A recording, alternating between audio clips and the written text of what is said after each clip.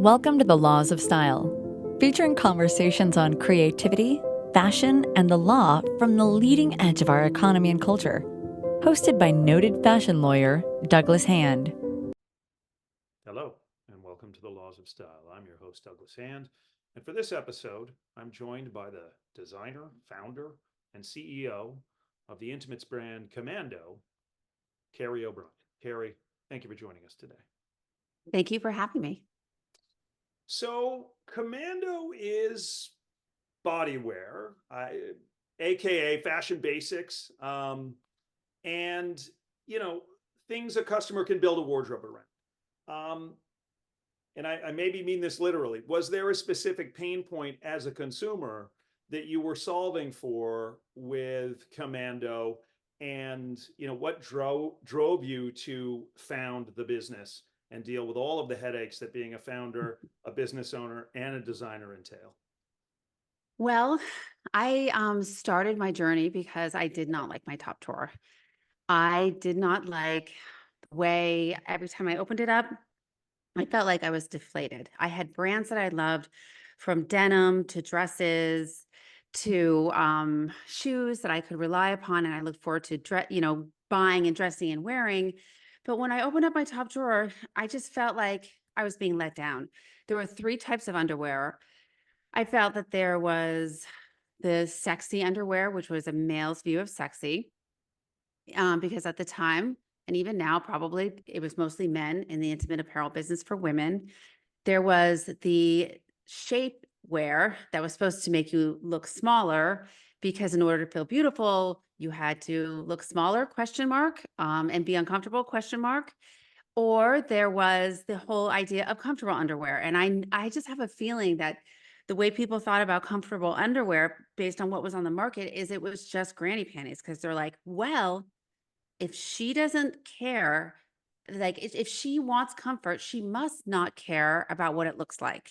And this is so wrong. It's so wrong. And that's not how I felt. That's not how my friends felt. I was always so surprised when I would talk, I'm not a stylist, but I would enjoy style and fashion. And I would help my friends dress for certain occasions. It would be a job interview, a date, a funeral, a wedding. And I would sometimes see them and they would look amazing. We talk about, from head to toe. This is the hair, makeup, down to shoes. And then they would turn around and they'd be wearing the most terrible underwear. And I'm like, did you look in the mirror before you left? Like, you have to look backwards too, by the way. And it's because she didn't have an underwear that she loved, and I didn't either. So I said, you know what? I'm going to transform this industry. And that was the start of my path of COMMANDO. Wow. Okay. Well, so a lot of directions to go from there, but you hit on a topic I definitely want to cover, which is the shocking sort of male domination of women's intimates. I think over the last decade or so, we have seen what I will call a welcome influx of female founders, Spanx and Skims and others, disruptors in the space. But why do you think it persisted for so long? I mean, I think I know the answer, but I'd love your take on it. That you had a male-dominated company with a male-dominated board that was designing for women. I've only been in this industry. Well, I can't say only anymore because it's been almost a couple decades. So, from my perspective, there's just a lot of industries that are male dominated. And now in a lot of industries, there's more women rising up and starting their own companies or being CEOs. Not as many as I think all women would like, but so I don't know why, but I can tell you I love seeing these smart, powerful female entrepreneurs coming into this space, creating more attention for this space, and making people think more that your style moment begins the second you put your first pair of clothing, your first underwear on in the morning. And that's where it starts. That's where you create your look for the day. Well, so to me, I mean, commando is a term, and I think it comes from the fact that soldiers back in the day, and maybe even still today, refused to wear underwear, because I guess if you were out there on a campaign or whatever, your underwear just kind of got very used and you didn't keep 3 sets of it, right? You didn't have a laundry service. So you didn't wear underwear. But to me, it also, what I think is great about the name, it also kind of evokes a somewhat militant view towards comfort. What was Yeah, that intentional in the name, or not? it was intentional. I mean, it was accidental and intentional. So, the whole idea is if you're thinking about what you're wearing, even if it's your underwear, if you're thinking about your underwear or something's uncomfortable, you shouldn't be wearing it. You should be in your natural state at all times. So if something's bothering you, do yourself a favor and get rid of it and never wear it again because you should only wear what you love. I would say the name Commando came from me brainstorming and saying, okay, I decided to brainstorm in the negative world. And I was like, what would be the worst thing we could call this idea of this underwear that's barely there, that's invisible? And the reason it's invisible, by the way, is because it doesn't dig into you. And if something digs into you, it means it's uncomfortable. So I'm like, it could be called, barely there, nothings, naked, whatever, all these different ideas. Of course, they were not vetted yet for intellectual property. And then I was like, what if we called it Commando? That would be so bad. And I'm like, oh, that will be so good. And so I like to be badass and bold about things. And I came from a PR background. So I don't know if you know this, but I worked at the world's largest PR agencies in the world before I started Commando. And I used to think, why? And, I was vice president by age 24, 25, the youngest, not the youngest female, the youngest at the time. And by my late 20s, I was running the financial media division of one of the largest PR agency at the time, which was Weber Shandwick. And it was financial PR, so mostly publicly traded companies in all sorts of different industries. So I learned to ask a lot of different questions and be unafraid to ask the obvious questions, which is, hello, in underwear, why does there have to be elastic? But to get back to the why I called it Commando, as a courtesy to the other divisions, I would sometimes go in on pitches or brainstorms about a consumer product that wanted to get PR. And I thought, wouldn't it be so much easier for these companies that if they had PR at the forefront of when they designed the company, when they made the company, then it would make it so much easier later. So for a provocative name like Commando, that was amazing for us. It not only got people's attention, even if they didn't even know the secret meaning of it, which is a whole nother story of some of the market meetings I've been to, and they had no idea what Commando meant. Um, to like the longevity of it, that we can apply this whole idea of wearing nothing, feeling like you're wearing nothing, to not just underwear now. It's leggings, bodysuits, hosiery, suiting. And that's our ethos. As a founder, you realize you're you're keeping all the trains running on time. You're spinning 17 plates and you're making selections for, who is part of your team.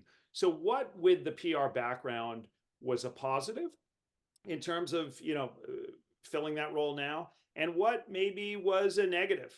I think the positive was I learned to ask questions and I realized that questions are actually your strength. It's not a weakness. I mean, some of my best questions to my clients and for me to know their industry, but also to challenge them would be the obvious questions. I won't say the names of some of the people I've done this to, but I used to do a lot of M&A, and right before they're about to go on, the night before they're about to go on Squawk Box, I'd say, okay, so why are you merging? And they'd both look at each other like the most obvious question, but those are the hardest to answer. Yeah. Why is there elastic in underwear? Why can't we do this? It's that type of thing that was very positive for me and getting the confidence to do it. So that's why, I mean, we really, when we entered the intimate apparel industry, we turned it up on its head. No one had ever seen something like we created, which is the original, truly raw cut, laser cut, however you want to call it, underwear that was perfectly stays on your body and that makes you look and feel fantastic. And it looks, it made her feel good and it also looked good. So I would say the negative is it's really hard for me to talk slowly. Being in PR, you were like, because we had so many clients and it was all market driven and we all had a lot of things to do. So the faster you talked, the better it was because you could just get more done.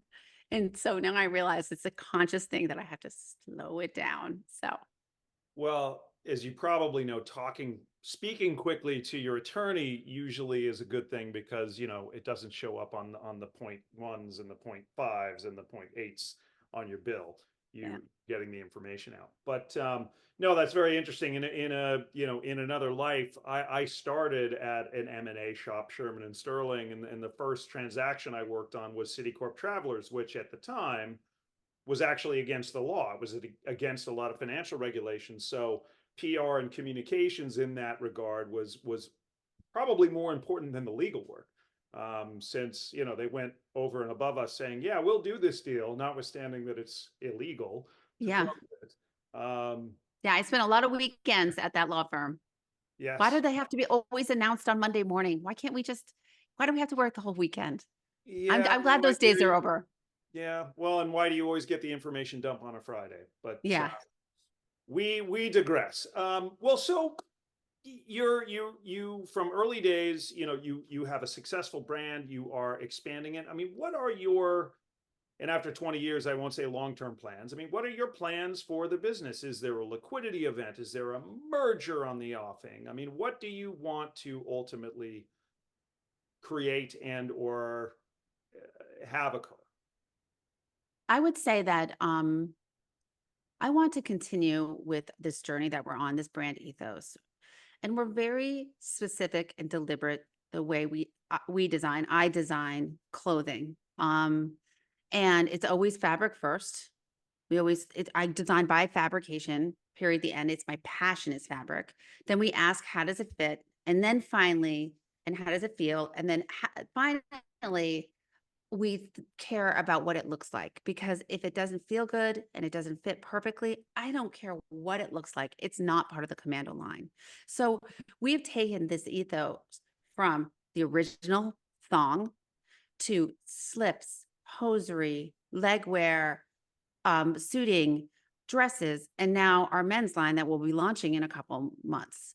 And so I want our customer to open up her closet, and I want you to imagine this, opening up your closet and loving everything in your closet. I want that for everyone. And if Commando can play a bigger and bigger role in that, in both her closet and his, that works for me. No, I like that. And the closet is an evocative image, particularly here in the US, where most of us have pretty full closets. Maybe overly full closet. My wife and I, we have sort of a one in, one out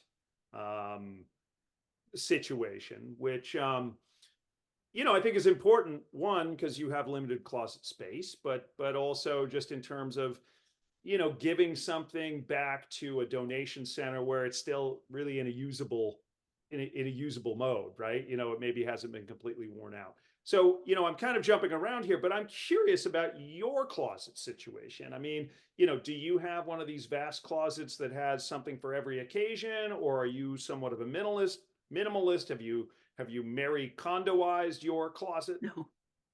I wish. I have a lot of closet space, not all in one area. I have an upstairs area in one of our houses that I archive the clothing that I have purchased over the years. And I do that because I really love everything that I buy.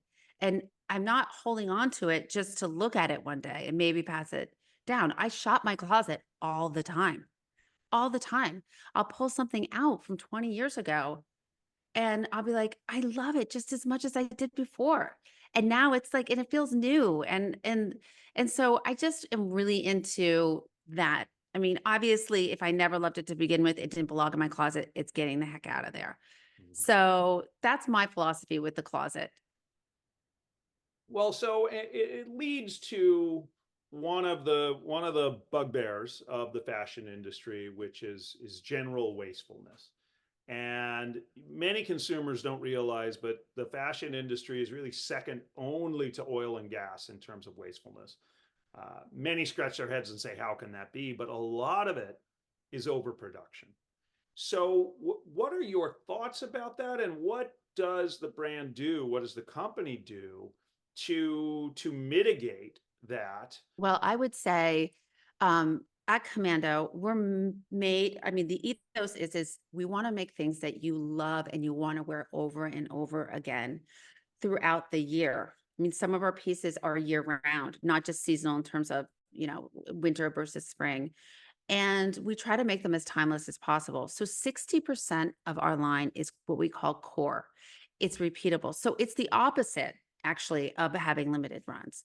It is us believing in something. She's voting for it and she comes back and she wants more, or she tells her friends that wants more because it's something that she has. It's a staple in her closet that makes her look and feel amazing. I touched upon this a little bit earlier, but fabric is where it all starts for me. Like some people, I know some designers go on great vacations and they come back and they're like, I'm inspired for the next line. I go to fabric mills and we get our fabric from some amazing mills around the world, mostly from Europe. And I'll sit down with our mills in Austria and Italy, and we will pick out fabrics. And it's not often that we pick out a new fabric, because when we pick out a fabric, we anoint it. It is like I make as many things out of it as I can. And it's not because I'm lazy, it's because I'm in love with the fabric. And so that is a way of having these key fabrications that you're not just throwing it away or moving on to another one. I think another thing that helps us quite a bit is we are small. We don't do numeric sizes. We do alpha sizes. So we have less sizes. And I love fabric, but I also love lycra. It stretches. It fits a lot more people. So we can be very consistent with our fit. So there's less waste that way. So she comes to Commando, she knows her size. And I think that's really important for all brands to consider. Size consistency can really help with sustainability. Yeah, yeah, no, absolutely. I mean, it's not really the production methodology as much as just the waste. And then, brand protection. You wind up with 100,000 units of something that didn't sell. You don't want to then sell it at 60% off, because Yeah. that's a detriment to the brand. There's Uh, also, there's also experience through the years that just because you get an order for something fashion, because of course we're going to have something new each season, but that's not really where the bulk of our business is. You need to look at it and say, do we believe it? Do we want to fill this to 100%? Do we believe this partner, as enthusiastic as they are and well-meaning, is going to sell through it? So there needs to be some self-restraint there too, in my opinion, from the clothing line. You can't just fill every order, because eventually it's someone's problem. yeah, yeah, no, that's very true. And in a way that creates a demand, which, you may miss out on some sales over a season, but you maybe gain some customers or customer loyalty by virtue of creating that urgency. Yeah. So your fabric mills are mainly outside the US, which does not surprise me at all, just Yeah. given, what has happened in the United States over the last 100 years. What production does take place in the US? Because I know you do have quite a bit of, and are, I think, justifiably proud of, manufacturing in the US. Yeah. I mean, the majority of our production is in the United States, particularly for intimate apparel. And it's just the way it's always been. When I started Commando, uh, we, everyone told me to produce overseas. You have to produce overseas. And because that's what everybody does. But I didn't have a business plan. I kind of did, but not really. I didn't have any customers, and no one would get on the phone with me and would say, well, what customers do you have? What's your projections? I'm like, I don't know. I'm just going to hope for the best here. And so we had a company down the street. It was called Vermont Bosna. And it was a husband and wife who were refugees, um, that started a small cut and sew factory in Vermont, which is where Commando is based. And so that's where it all started. And so they were and we were able to make our margin. And it was easy, and the more they did it, the better they got at it. And then eventually we outgrew. Well, we still used them until the day they retired, but we had to go to other, and then we would go to the Carolinas, and then we go to Maryland, and then we go to Massachusetts. We've done California. So today, 70% of our production is done in the United States. And I'm very proud of that. Yeah. Yeah. I mean, one of the positives as well is that gives you the ability to really hold those factories accountable in a way that if they were in Bangladesh or, other far-flung places, you really wouldn't have boots on the ground to see how workers are being treated, whether or not the garments are being manufactured to your specs, et cetera. Well, also, it's a two-way street. They can hold us accountable too, because we want to give them continuous production to keep them in business. It's a nice, healthy relationship to have. And there's been times, when you're in business for 20 years, you're going to have some challenges. I remember it was 2008, the recession of 2008. I Do you do remember? indeed. Am I getting my dates right? No, 8, Okay. 9, but yeah. Where yeah, and where all the production, like, everybody, I mean, I think we all know what happened during that time, all the meltdown on Wall Street. Let's just say it wasn't a very vibrant retail environment at the time, and we were only, I think, we were only several years old. We worked with our partner and said, "Listen, we are going to continue to manufacture things with you because we don't want you to go out of business," because they would have gone out of business. And that's the beauty of basics. They were able to make this evergreen product that they could make over and over again, that I knew I would eventually sell. Now, did it feel good when the delivery truck would come in and we'd open up and here's some more inventory, more inventory? No, you had to be brave. You had to be brave, and that's what these partnerships are about. Yeah. Well, so let's flip a little bit. You spoke about the financial crisis of 08, 09. Obviously, the pandemic was a real punch in the nose to retail, but also an opportunity. And so, particularly for basics, how do you think work from home or work part, and just the general casualization of the workplace has enhanced the proposition of basics as a viable way to present yourself, whether it's at home or at work? I've always been a believer in comfort. Comfort is not complacency. It is something that everyone deserves and should desire. And I think it just really hit home for a lot of people that I can look good and be comfortable too. One of the stories is, I'm always innovating. I'm always like, what's next? What's next? So, so I remember in the middle of the pandemic, I told my team I wanted to start a suiting line because I found this Italian neoprene that I loved, that I was wearing for leggings. And it was just so amazing. And it reminded me of back in the day, I had this Prada techno suit that was like my uniform, okay, for my corporate career. I went everywhere with it, right? And it stretched and it was durable and it was versatile. And I'm like, I want to give my version of that to the Commando customer because she, she is going to want to be comfortable, but she's going to travel. When this is over with, everyone's going to want to go out. They're going to want to look tailored, um, and they're going to want to look snappy, I should say. and, and they want to be comfortable. I would say comfort is the catalyst of confidence. And the most beautiful thing is confidence. I love that, and I completely agree with that.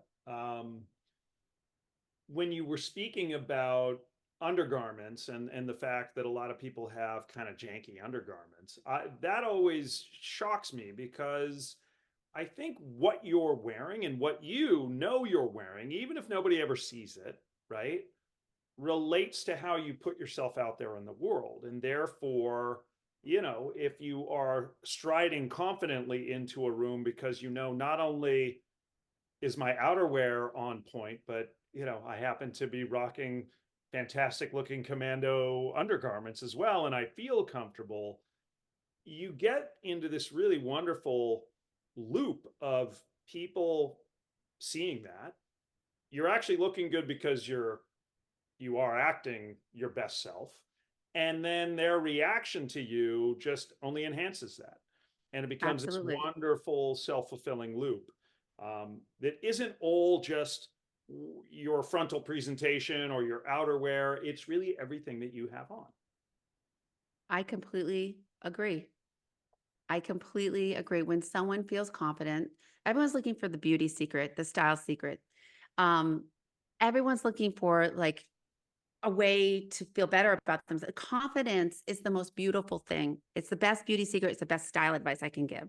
So, Well, let's talk about the men's line. I'm, so it has not yet launched, but it launches when? What products will it cover? And, as a guy who doesn't go commando, and I don't mean the brand, but I mean, how would you induce a guy like me to become a customer? well, you have to remember that our tagline is better than nothing, commando better than nothing. So we are just right for you. We're just right. Um, we will be launching our menswear line in mid-July on wearcommando.com. And you'll also be seeing it at major department stores and specialty boutiques across the country, like Neiman's and Saks and Bloomingdale's, and others. So I think that for our men's line, we waited 20 years to do this because I don't take it lightly. The design process is something I take very seriously, and we have to have the same thing, like what is the best fabric? We started with the fabric. How does it feel? Men in a lot of ways are more tactile than women. Men will not tolerate something that's uncomfortable, which sometimes women will. How does it feel? The second is, how does it fit? And then how does it look on him? And is this something that, we did 3 different versions of the men's line. We did the essential, which is made from a very soft modal that can be all day, and then some we're calling the classic, which is made from our classic Italian microfiber, which gives a completely different look and feel for him. And then we did the ultimate, which is a bonded microfiber that is the lowest profile, and it's really the ultimate in wearing commando. And so we're speaking to a lot of different men, and our read on that it so far has been excellent. So anyway, so we just want to be there from sleep to street. We're there for them. Well, it has been a little bit of a salad, kind of decade for disruptors in men's as well. I mean, Tommy John and Nice Laundry, and there are a lot of the days of Hanes and your sort of Calvin Klein, which of course everybody knew was a license, and it was really Warnaco Yeah. making it, and all of that has been, I think, effectively disrupted. With respect to really one of the more functional pieces of everybody's wardrobe, and unless you are going to go commando, very necessary. But I can't wait to see it and test it out. But you did mention design, so I do have to ask. I mean, as you have branched out into other products, what is the design process?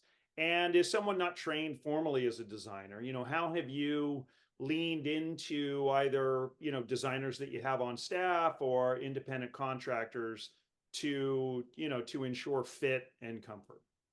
Well, it all starts with ideation, like what do we want in our closet? So a lot of times it's what I want in my closet. Or I have a lot of females in my life. I have my 3 sisters, I have my 2 daughters, I have my mother. At Commando, we speak to a lot of generations, and we want to create these pieces that she'll love to wear over and over again. And so I personally pick out the fabrication because I didn't know it, but I'm kind of a fabric snob.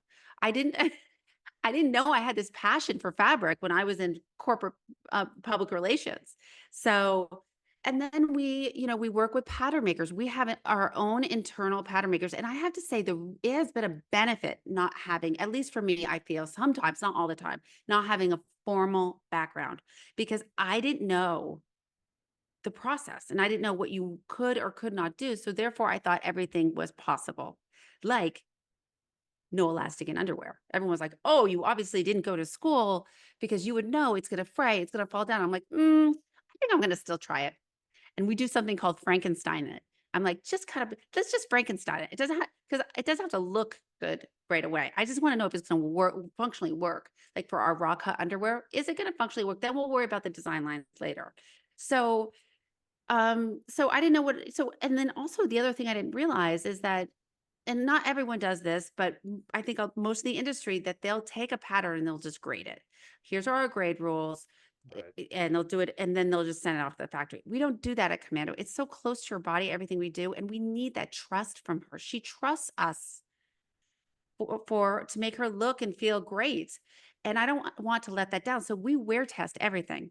So I do the Kerry test. The final test is the Kerry test. And I have to love it. And if I don't love it, it's not Commando. It's not Commando. Now, does it have to be perfect? Am I like, oh, I'm so psyched to wear that tiny thong? Well, I love our thongs. The tiny thong is very tiny, but I would have loved it in my 20s. You know, and we have our those 20s coming to it. Like it's all so sorts of it's all, you know, we speak to so many different generations. So we have our own internal pattern makers. We have our own sewers on staff, which is not only a sample maker, but we have a small production there. So it's a big team effort.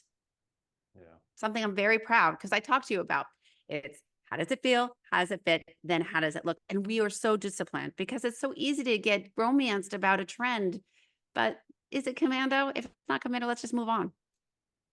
Well, so interestingly, I, I think you have a healthy view of the industry you're in, and you would say it's fashion and apparel. But the fashion industry, which you are undoubtedly in, many people consider to be the ultimate glamour industry.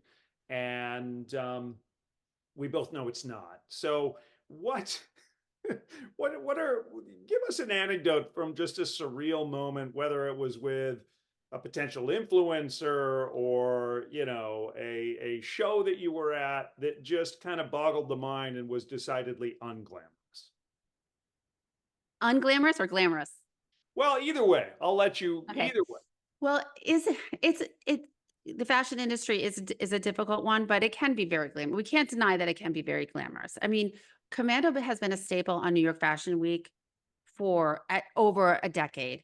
And it's because these designers want to collaborate with Commando. It's not because we're trying to sell them something. So I have been to some really fabulous fashion shows.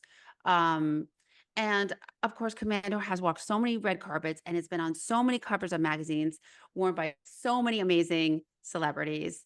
I would say it was, you know, I'm part of the Council of Fashion Designers of America. So the fashion awards are fun. It's particularly fun when Rihanna shows up when she's a fashion icon and she's wearing Adam Selman dress and just your underwear. That's fun.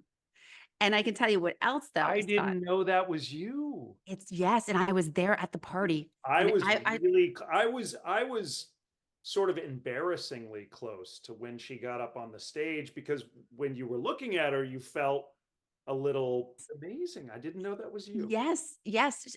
There's so many celebrities that wear our underwear, and it's not just because the stylists have told them to wear our underwear or any of our hosiery. I mean, our slips. It's because they love the way it makes them look and feel. I mean, talk about confidence. You walk in and you're wearing nothing, a see-through dress, and that that sheer trend.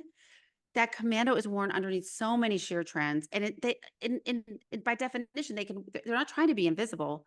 They can wear any underwear that they want to, but they choose Commando because they like the way it feels on their body, they like the way it fits, and how streamlined it is. But I will say one of my favorite moments is Serena Williams was on the cover of Vanity Fair magazine when she was pregnant, and she was wearing nothing but a Commando thong. And we did not, the stylist didn't give it, from what I heard, um, from what I heard, the stylist did not give it to her. She brought it from her own closet and said, I wanted to wear this. Now, if you talk about being badass and instilling confidence, it's a cover shoot. It's Annie's shooting it. You're naked and pregnant and you feel comfortable and confident in a Commando. I think we've done our job. Yeah. That was our original CTO1 where it all started. That is pretty cool. All right, so let's flip to your style inspirations, personal style inspirations, whether living or dead, and, you know, give me three women or men, if that's, but, from your ranks that, really inform the way you want to present yourself. Well, I'm going to tell you that my style inspirations is really, it comes from within and this and the people that are part of my life. I mentioned before I have three sisters, I have two daughters, I have a very strong mother. And I also I I look to them for inspiration in terms of what they're looking for in their closet and how they're using certain things. But who I love the most is the collective commando community. I see the way that they style pieces that I have created in so many unique and different ways that I never thought that you would style it that way, but they pull it off and they look amazing because commando is their canvas. And so we are solving problems for them. They're like, what am I going to wear today? Every day you wake up, you've got a problem to solve. What am I going to wear? And they choose commando and they put it on, it makes it look good, and then they can style it any way they want to. And so when I first started creating things, I used to say, she's going to wear this with that, probably. I don't do that anymore. There's a reason why I never go and talk about, oh, these are the style lessons. This is the way you should style this. I'm not going to tell you how to be you. You style it. You go. And it's amazing how she does it each time. That has to be gratifying for sure. Yeah. But I will press you, any woman from present day, or that you, as you sort of look, any avatar that you would hope, beyond Serena Williams, who is one heck of an avatar to wear commando, but, women that you think would be perfect commando ambassadors. You're pressing me. I will say it's hard to for me, it's hard to separate style from the person that you are admiring, because I I I happen to admire someone quite a bit, but they happen to be stylish too, but that's not why I necessarily admire. I love Michelle Obama. I'm just going to say it. I love Michelle Obama. I mean, she is in so many ways, and not just from style, but a lot of other ways. So that's someone that's of inspiration to me. Gotcha. Well, on the same note, and it's a fairly hackneyed question, but I'd love your answer to it. What for you is the difference between fashion and style? I don't think you cannot have style if you do not have confidence. That's my answer. So we create all these pieces to have the confidence and the go-to and the stable, but it's up to her to style them the way that represents herself, her true authentic self. And that takes confidence, and it takes a little bit of being unapologetic and badass. And I love seeing it. When you see someone that has style, you see it. It rings true everywhere. Yeah. Not just about what they're wearing. It's just the way we talked about, the way they walk into a room, the way they speak to you. You can have fashion without having confidence, because fashion is there for the offing. I mean, you can go into Gucci, or you can go wherever it is that you want to go. You can purchase whatever you want to purchase, but if you are not wearing it with confidence, you may not look stylish. And you're not going to have fun. I mean, you're just not. I mean, have you ever seen someone that is uncomfortable in what they're wearing? Like, it used to happen. It's so cliche. It used to happen all the time. You meet a wedding, like, I can't wait to get out of these shoes or the shapewear. It's like, you're missing the point of all of us being together. And so that's also an inspiration for Commando. It's like, wear what you love. Yeah. I will say that a couple other things that, going back to really trying to push the boundaries in terms of making sure that things look and feel amazing and function as well. And you're going to like this because you're an attorney, is Commando has 2 patents on our clothing, and they're not design patents, they're utility patents. So I remember when I first relaunched our slip collection, I was at Saks Fifth Avenue. I was walking the stores, and an associate came, well, Kerry, I want to talk to you. Why don't your fabric would be so amazing to make slips? And I'm like, what are you talking about? Who wears slips anymore? This is like 15 years ago. And she's like, oh, we get asked for slips all the time, but the only thing we have is shaping slips. Can you commandotize it? And I'm like, let me think about it. So we did our Italian microfiber. It's raw cut. And one of the things that people don't like about slips is they ride up. So I took weights and I sewed them into the hem on the side slip. And that was my utility patent. So we have a patented slip Wow. line that is one of our best sellers right now. That category is fantastic for us. And the other patent we have is on our hosiery.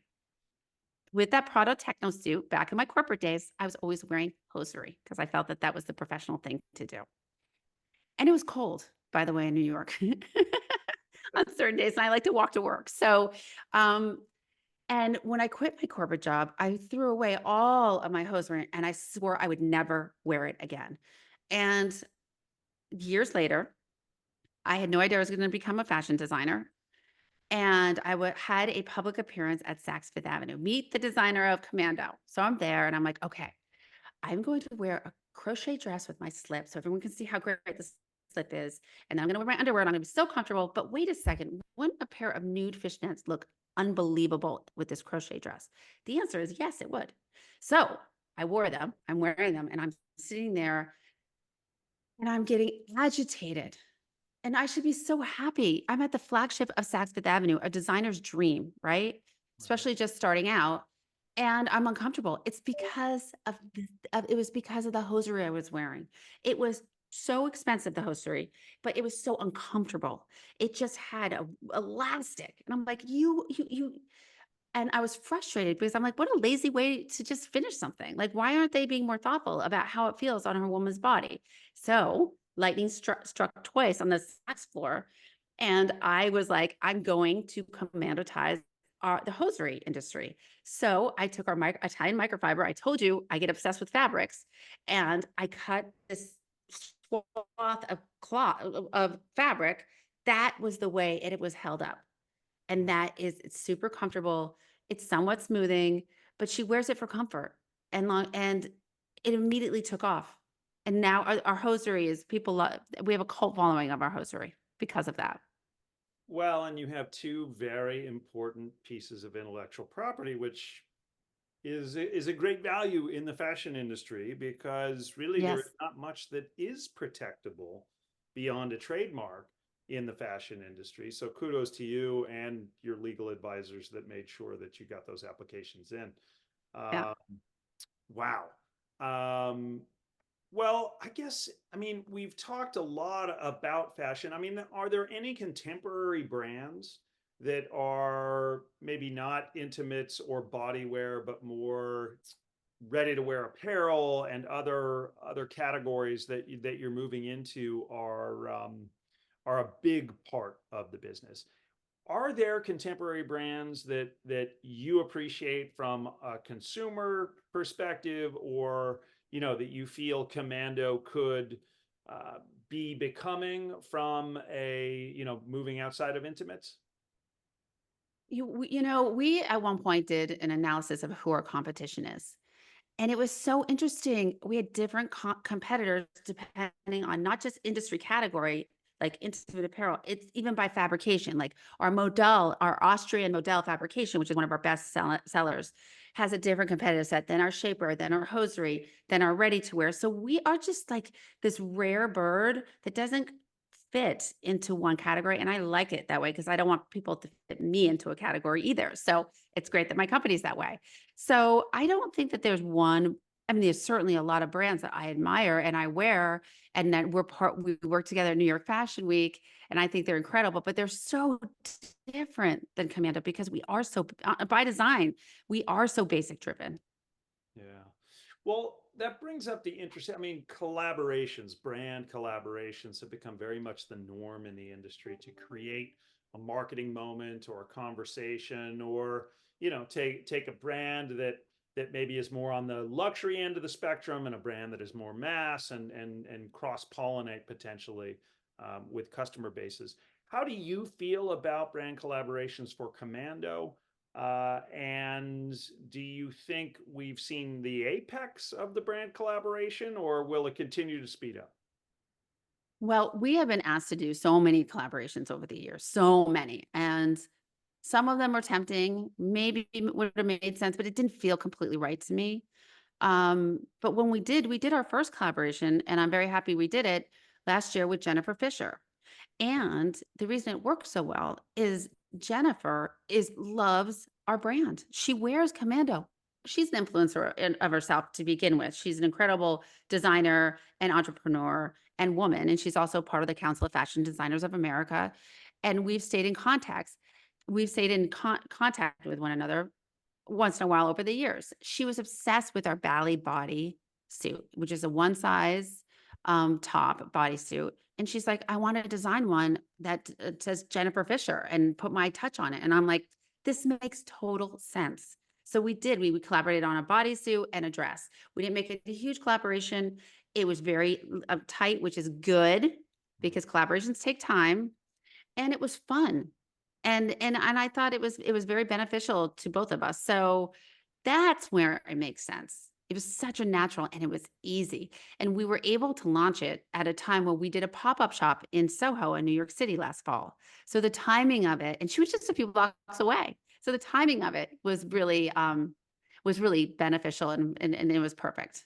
Now, Jennifer is great, and glad that you guys are both CFDA members. But it does bring up influencers as well, which is, at least to the lawyer in the room, I mean, I view an influencer deal and a brand collaboration is almost the same thing, in the sense that it is two brands aligning themselves. But obviously the influencer doesn't always have a product base, and the influencer often, if they're an effective one, does speak to maybe a narrower consumer segment.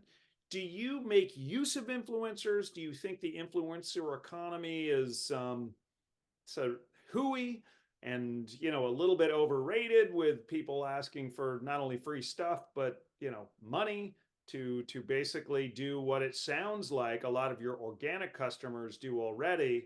Yeah. And some of them are the best female tennis player that ever graced the planet. I mean, influencing, there's so many different types of influencers, right? I mean, we talked about the very beginning of Commando starting the CTO run, the original one, almost 20 years ago. And the influencers were the stylists, right? And the influencers were People Magazine and Oprah and all of those moments that helped build the brand and Commando. I mean, it started off with the stylist having, and we're still in almost every single stylist kit, not just our underwear, but our slips and other pieces of Commando. And it turned out that the stylists were offering it to the celebrities, and the celebrities were requesting it. And then New York Fashion Week began to request it. And then the covers of the magazines. And this is all from influencing. Like, people are hearing about it. You know, I mean, influencers makes it sound like you're influencing me, but they're just telling you what you like. And so in that way, it wasn't a formal relationship with Commando throughout the years, but it's very much a way of our organic history. All from the very beginning, it's been our organic history, is these natural grassroots ways we work together. So that has been our approach so far on that. Excellent. Well, Kerry, we are out of time, Okay. but thank you so much for Thank joining you. and for speaking to our listeners. And I really look forward to the menswear launch. I'll be queued up for that. Enjoy the rest of your summer. Thank you. You too. Take care. Bye now. Bye. You've been listening to The Laws of Style with Douglas Hand. For more information, go to our website at www.hballp.com. And you can also follow us on Instagram and Twitter at Hand of the Law. Thank you for tuning in, and stay stylish.